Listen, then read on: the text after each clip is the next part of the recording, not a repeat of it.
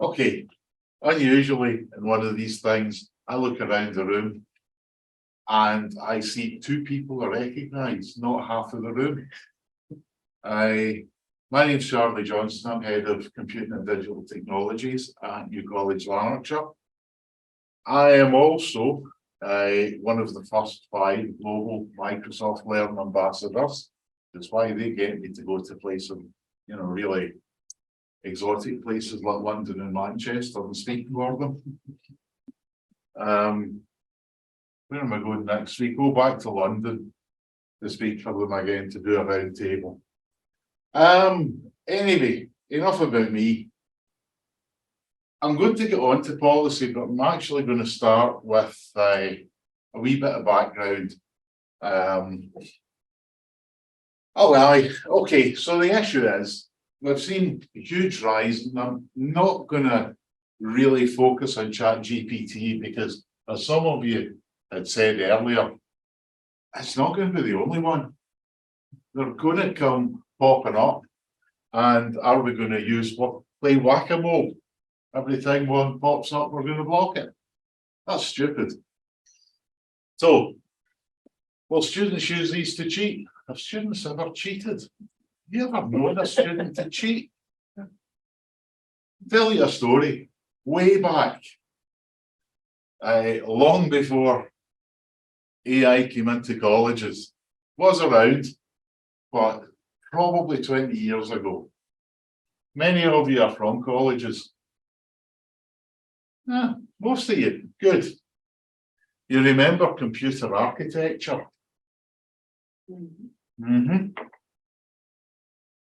think the final outcome was a report, and I got my class to write this report, and I diligently read all the reports and marked them.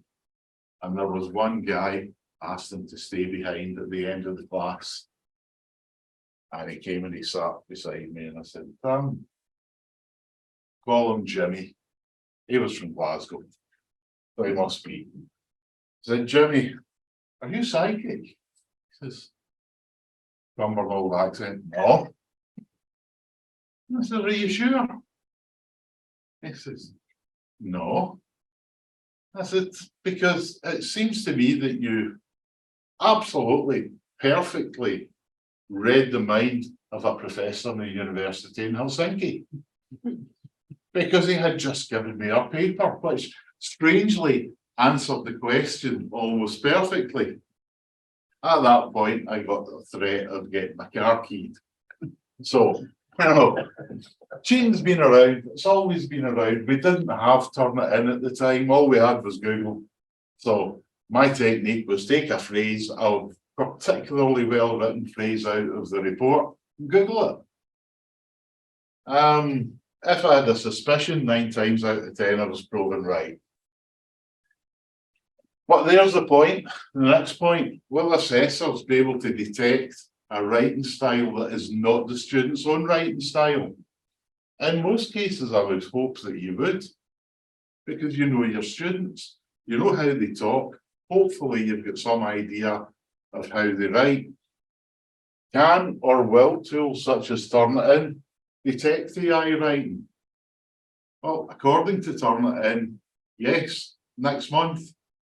Next month, they go live with what's in beta at the moment, and it will detect 97%. Of course, that was GPT-3.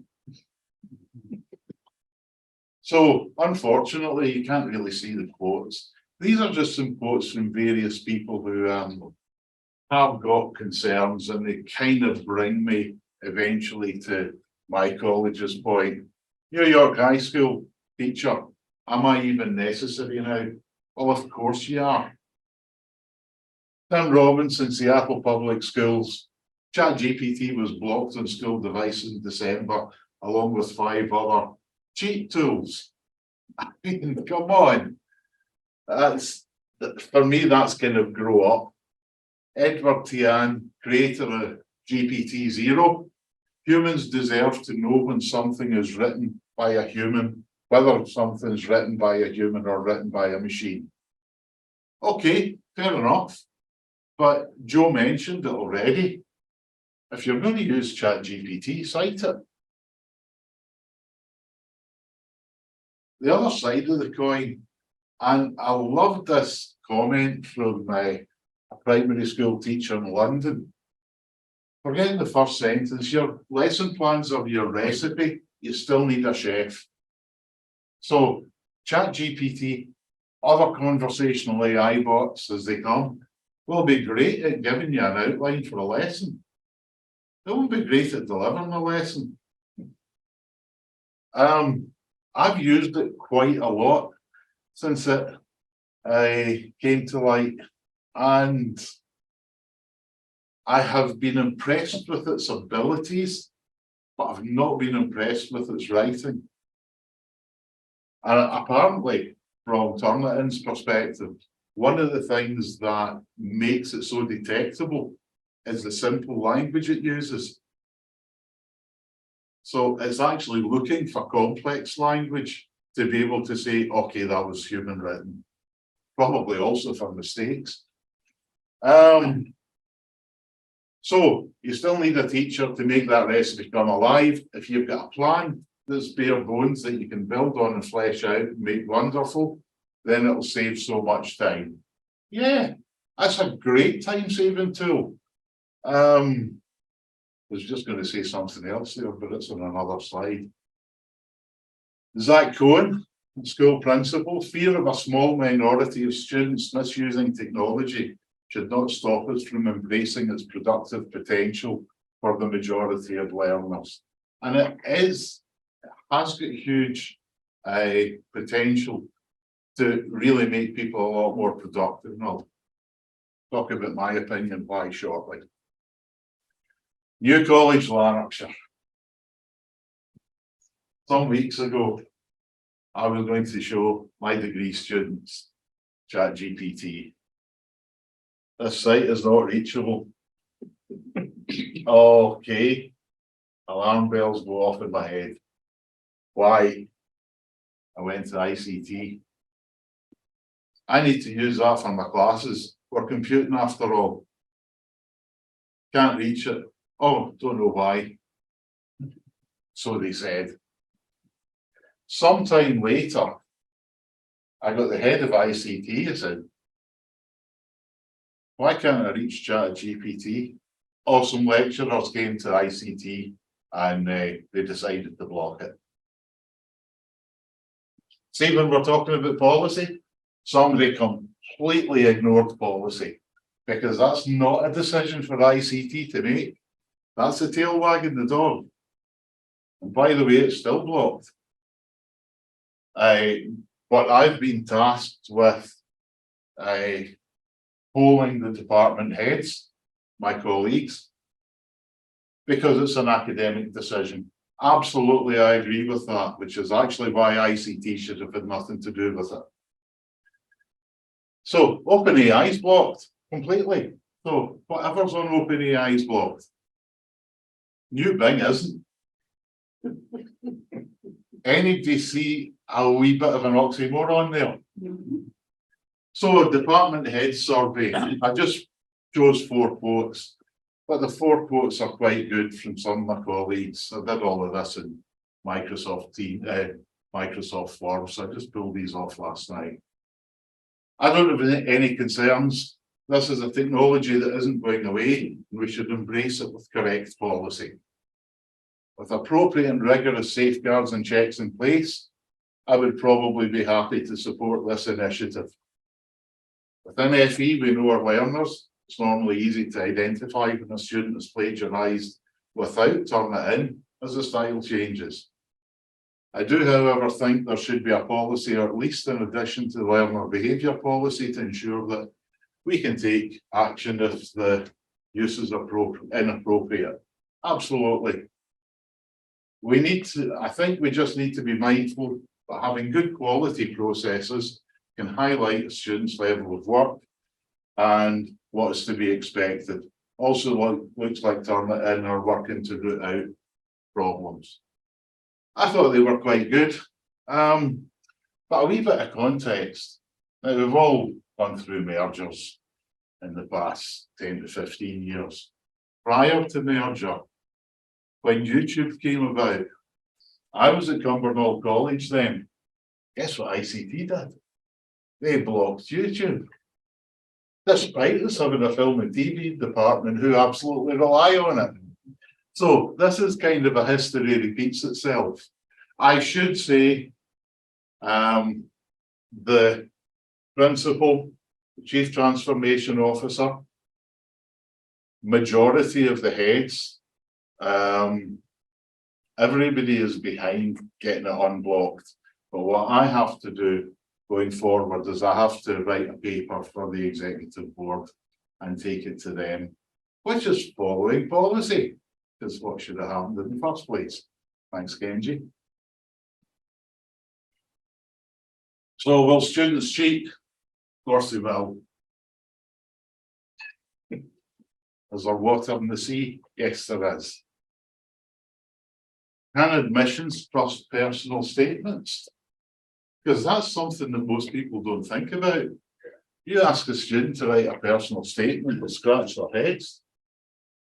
You get them to ask a conversational AI bot to write a personal statement, here you go. That's really, it is a challenge, but that's really one that we need to address in our interview processes. Because I've often seen things written and think, this guy didn't write that. It was written by a careers advisor, a guidance teacher, somebody like that. And obviously, academic integrity, that's the big one. That's the one that we need to make sure. And a couple of you have already spoken in the round table about authentic assessment. That's what we need to attack for academic integrity, is authentic assessment. So, opportunities for teaching staff, great for lesson planning. Now, how many of you put your hands up if your manager, when you were a lecturer, hasn't come to you and said, oh, Kenji's off today, can you take his class? And you haven't a Scooby what his class is about. Okay, he's teaching AI. I've never done AI before. Give me a lesson on AI. Get me an outline. That's all you need.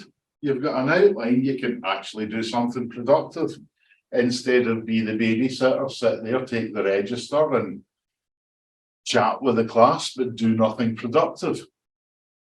Could potentially make your prep time much more productive. I used it. I've used it to just give me different insights into things that I've done for years. So I feel it's made me a little better at what I do in class, albeit that's not very much these days. For students, now this is how I use it. It's not to create reports, it's to create outlines. It's to find sources. These quotes that I had on screen earlier on, I picked them up last night in the new Bing, and it was, what was it I asked it? I find me positive things that have been said by educators about conversational AI, find me negative things. And I did it.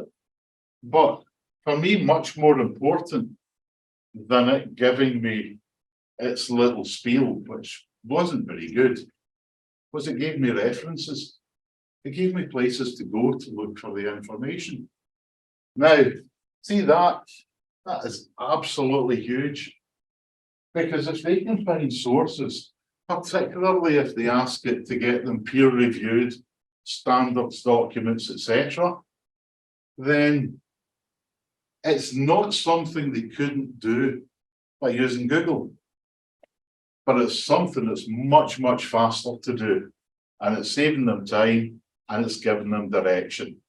So while there are concerns about people just copying and pasting direct from it into reports, I think these benefits outweigh potential problems. And if you use it in this way, does it improve understanding? I think potentially yes. Okay, policy. Now, I don't know if Joe's still hiding behind the screen somewhere, but I got inspired by something that I saw Joe post on LinkedIn a couple of weeks ago. And it was, he doesn't get all the credit because he did reference at the end UCL.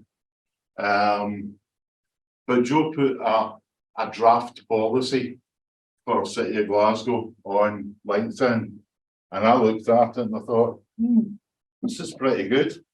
If you're there, thanks, Joe. So I then set about modifying that to suit us, because there were things missing in it. Was there somebody from JISC here? Yeah. Yeah. I read a JISC report last week about bias within conversational AI. So I've put that into our draft policy, because what I want is for everybody to see this, to read this, and to be aware of where the problems could be. But we need a new policy, probably, for a chatbots. We will need to change our learner behaviour policies. We will probably need to change assessment policies. You'll all call them different things, but they're essentially the same. But as far as education is concerned, what I want to give is transparency. I want our students all to know how to use it, where it can benefit them, what the pitfalls are of it. And again, it's already been said, there are many pitfalls. How much was it that Google lost when they trialed theirs and it got something wrong first time? 100 million? $100 million. And because ChatGPT is the big one in the news at the moment, new stories coming up every week. What was it? No, it wasn't Conan Doyle, it was a classic author's work was completely, it wasn't just wrong. The guy that wrote the report said it was a lie because there was no factual basis for what ChatGPT had come up with.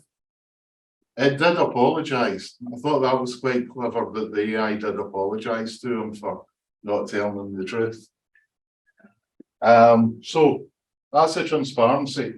Everybody needs to know what it can, what it can't do, and to take it with a pinch of salt.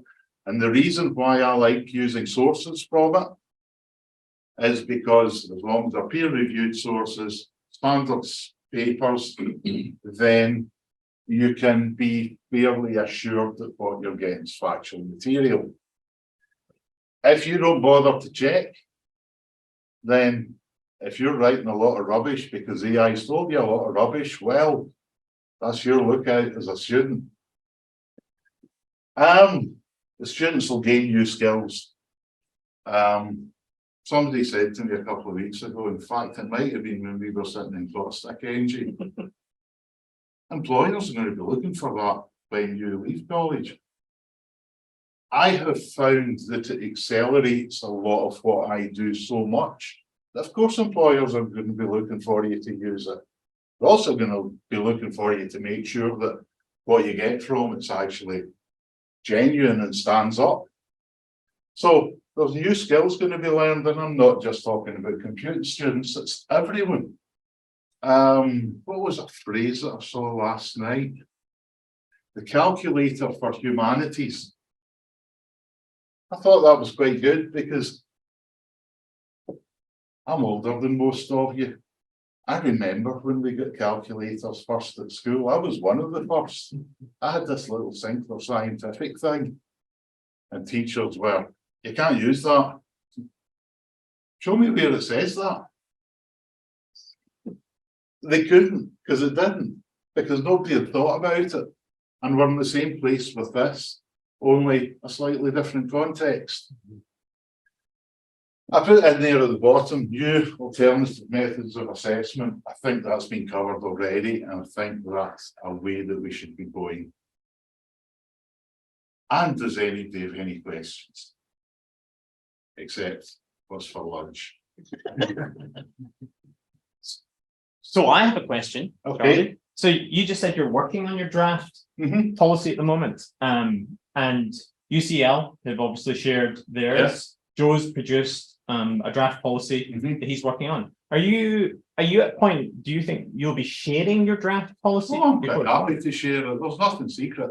Okay. Yeah, I'll share it. What are the key policy elements that you think we should focus on? Because everyone in the community at the moment is redrafting policy to include how we deal with ChatGPT. Yeah. So what are the key pain points? What are the areas that cause most thought for you? Well, I mean, there's the obvious misuse, plagiarism, not citing the work correctly, like Joe's policy, like UCL's. If you use a conversational AI bot, cite it. Don't try and pass something off as your own work.